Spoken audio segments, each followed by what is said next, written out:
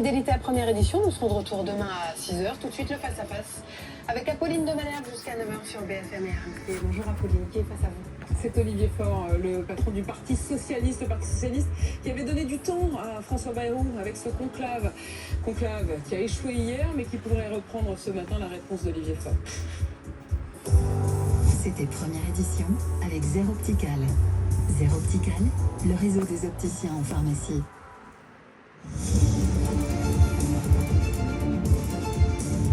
BFM TV face à face. Apolline de Malherbe. Il est 8h32 et vous êtes bien sur RMC et BFM TV. Bonjour Olivier Faure. Bonjour, merci d'être mon invité ce matin. Vous êtes le premier secrétaire du Parti Socialiste. C'est vous, au fond, qui aviez donné du temps à François Bayrou en acceptant, en obtenant ce conclave sur les retraites. En échange, en quelque sorte, vous n'aviez pas censuré le gouvernement. Échec hier, à minuit, 23h et des poussières. Et ce matin, François Bayrou qui dit « Bah non, on peut encore y arriver ». Est-ce que vous croyez vraiment qu'on peut encore y arriver ? D'abord, ce que je veux dire, c'est que François Bayrou n'est pas tout à fait blanc dans cette affaire et qu'il a lui-même vicié dès le départ ce conclave, puisque au mois de mars, il a expliqué que le retour à 62 ans était impossible. Ensuite, la semaine dernière, lorsque le président du groupe socialiste à l'Assemblée, Boris Vallaud, l'a interrogé, il a à nouveau répété que s'il n'y avait pas d'accord, eh bien, on en resterait à la réforme Borne. Il a tout simplement donné un droit de veto au MEDEF qu'il a utilisé cette nuit et qui a tout simplement été armé, dont le bras a été armé par François Bayrou lui-même. Et donc le voir aujourd'hui trépigner et chercher à revenir sur une discussion alors qu'il a lui-même créé les conditions de l'échec est absolument irresponsable. En tout cas, ce que je vois, c'est qu'on a là un Premier ministre qui se débat, qui cherche à avoir encore du temps, comme c'est sa grande spécialité, avoir du temps, toujours du temps. Et donc maintenant, que peut-il se passer ? Eh bien, c'est simple. Il s'était engagé par écrit à ce que le Parlement ait le dernier mot. Eh bien, si le Parlement n'est pas saisi, si nous n'avons pas la possibilité, y compris de déposer des amendements qui permettraient de définir quelles seraient les conditions d'un retour à l'équilibre en échange d'un retour à 62 ans, eh bien, effectivement, nous irons vers la censure. Vous vous êtes bien fait avoir quand même. Je ne vois pas en quoi on s'est fait avoir. Nous croyons au dialogue social. Nous avons fait un choix. Mais je dis qu'en réalité, dès le début, il vous a eu. C'est-à-dire que dès le début, il a changé les règles du jeu auxquelles vous aviez souscrit. Moi, je veux croire à la parole d'un Premier ministre qui s'engage par écrit. Et par écrit, il a dit le Parlement aura le dernier mot, qu'il y ait accord ou pas accord. En tout état de cause, le Parlement aura le dernier mot. Ce sont exactement les mots écrits. Je voulais croire que le Premier ministre avait une parole fiable. S'il ne l'a pas, eh bien, nous avons tendu la main une première fois, il n'y aura pas de deuxième fois, et donc ce sera clair, ce sera aussi simple que ça. Nous avons cherché, nous, une voie de passage, pour reprendre son expression à lui, faire en sorte que les Français puissent en finir avec cette réforme Borne qui n'est pas du tout adaptée au marché du travail que nous connaissons aujourd'hui. Vous avez des gens qui aujourd'hui vont se retrouver entre 62 ans et 64 ans, ni en emploi, ni en retraite, et donc qui sont en fait ces gens qui vont hanter les régimes sociaux et qui vont en réalité vivre très très mal dans la précarité. Et voilà ce que les gens vivent Olivier, dès aujourd'hui. Vous ne croyez pas un instant à l'étape qui va se jouer là dans les heures qui viennent à Matignon? Je crois que le François Bayrou cherchera à obtenir peut-être du patronat des concessions en échange d'autres concessions qu'il réaliserait par exemple sur le budget. Je n'en sais rien, je n'ai pas d'informations. Vous imaginez bien que François Bayrou ne me fait pas de confidence. Ce que je sais, c'est que de toute façon, en tout état de cause, pour reprendre ces mots encore une fois, le Parlement doit avoir le dernier mot. La démocratie sociale n'a pas pu fonctionner du fait de François Bayrou, et bien maintenant, il faut que ce soit le Parlement qui ait le dernier mot. Et je rappelle qu'il y a à peine 3 semaines, le Parlement a donné un point de vue. Il s'est exprimé et très largement en disant qu'il souhaitait, c'est une résolution déposée par le groupe GDR, et bien et le Parlement a dit qu'il souhaitait un retour à 62 ans. C'était la première fois qu'il s'exprimait depuis 3 ans. Et ça a été voté. Mais vous sautez une étape quand même. C'est-à-dire qu'en effet, hier soir, les partenaires sociaux actent l'échec du conclave, mais ce matin, à 7h, François Bayrou dit au fond, il y a encore une voie de passage. Les différents syndicats d'ailleurs acceptent de s'y rendre. Alors, en considérant qu'ils y vont pour acter de l'échec. C'est ce que dit Marie-Lise Léon. Ce matin, qui dit ce n'est pas une nouvelle négociation, c'est simplement une explication. Je crois que les choses sont très claires. Donc pour vous, l'étape de ce matin, en réalité, elle est déjà pliée.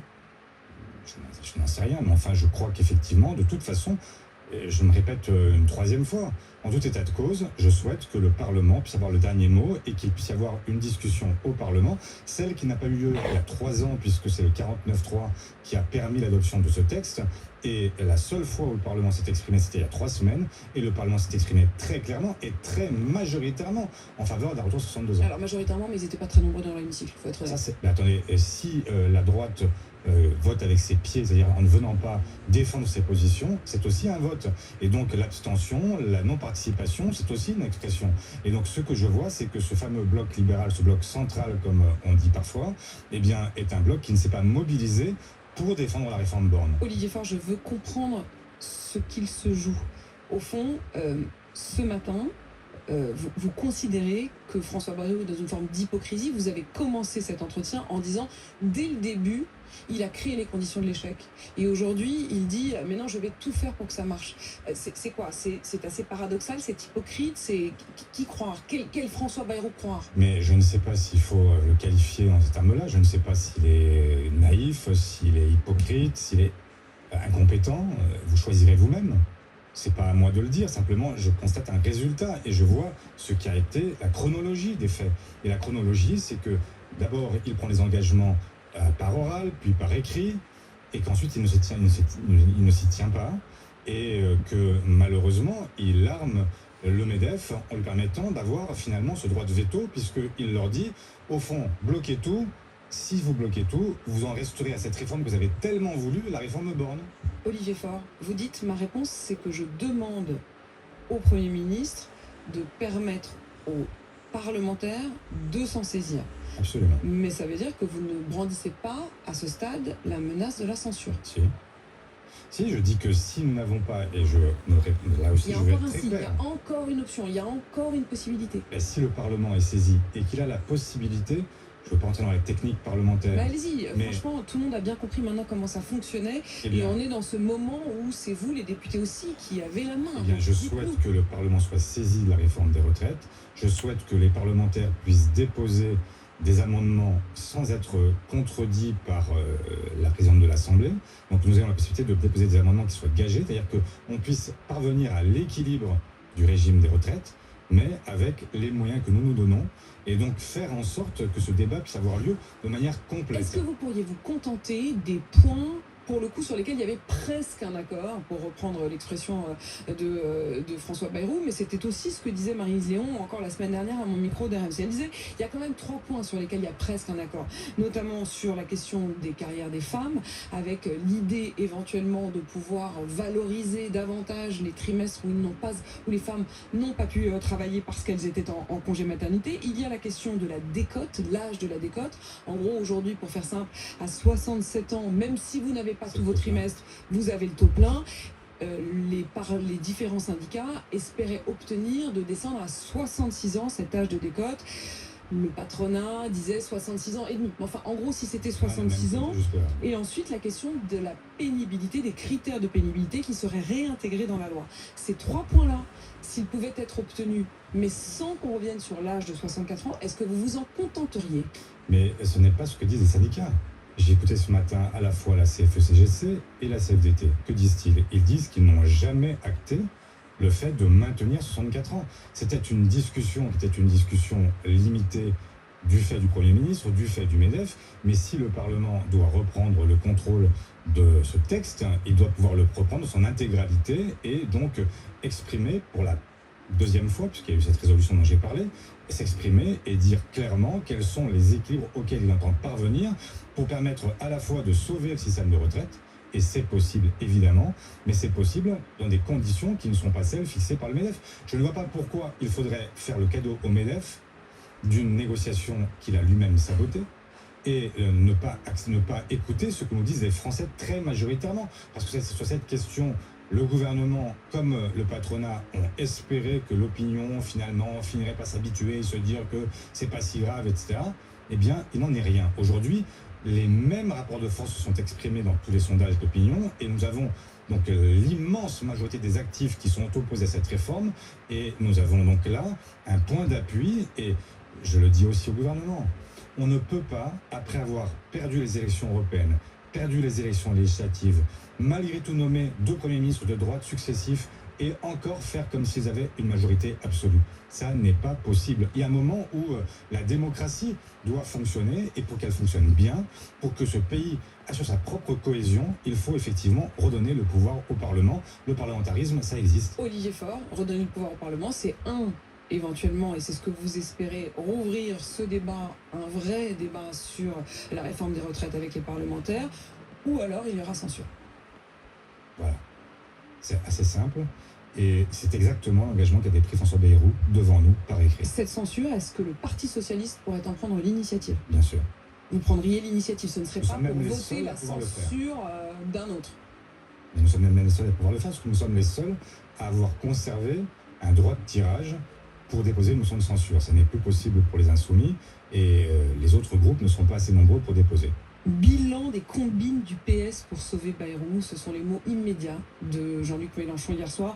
En gros, à 23h05, on a appris que le conclave était en échec, et à 23h07, Jean-Luc Mélenchon dégainait son tweet. Ça vous fait sourire? Vous imaginez qu'il était dans les starting blocks, quoi? Je ne l'imagine plus.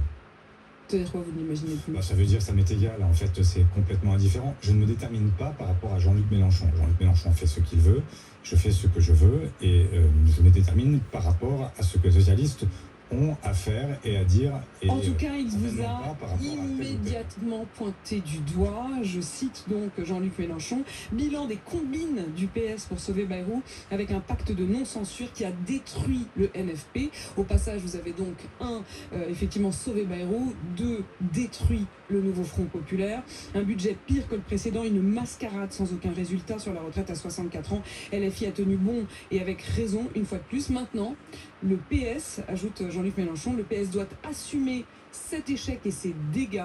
Il doit montrer l'exemple pour voter au complet la censure. Tous les groupes de gauche peuvent se rassembler sur une ligne claire de rupture, faire partir Bayrou. Est-ce que vous assumez, vous, le Parti socialiste, à la fois cet échec et ses dégâts? Mais j'assume parfaitement ce que nous avons entrepris depuis 4 mois. Nous avons cherché à trouver une solution pour que les Françaises et les Français puissent en finir avec les dégâts provoqués par la réforme Borne.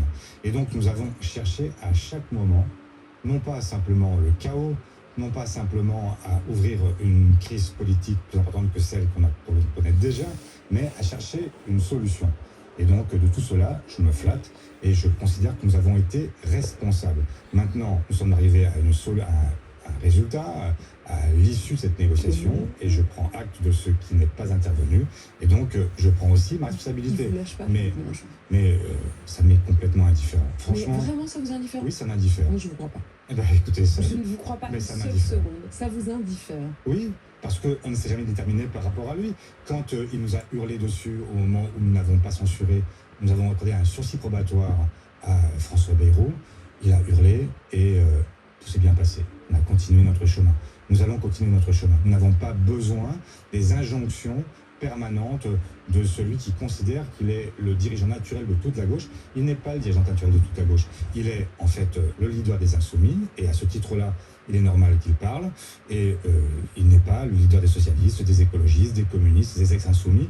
Nous avons notre propre voie, notre propre De passage, liberté, vous alliez dire. passage, effectivement, et nous allons continuer à vivre J'ai pas sans avoir besoin de ces administrations. J'ai pas hyper bien compris finalement si vous feriez un jour alliance avec lui ou plus jamais, ou peut-être, ou selon vos besoins.